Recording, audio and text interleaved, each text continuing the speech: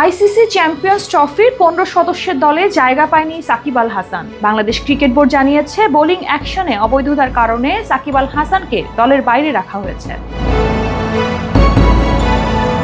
বিসিবির প্রধান নির্বাচক গাজী আশরাফ হোসেন লিপু এক সংবাদ সম্মেলনে জানিয়েছেন, সাকিবের বোলিং অ্যাকশনের বৈধতা নিয়ে সমস্যার কারণে দ্বিতীয় দফা পরীক্ষাতেও উত্তীর্ণ হতে পারেননি। ফলে সাকিব এখন কেবল একজন ব্যাটসম্যান হিসেবে খেলতে পারবেন। তবে ব্যাটসম্যান হিসেবে তাকে দলে নেওয়ার সুযোগ হয়নি বলে জানান আশরাফ হোসেন লিপু।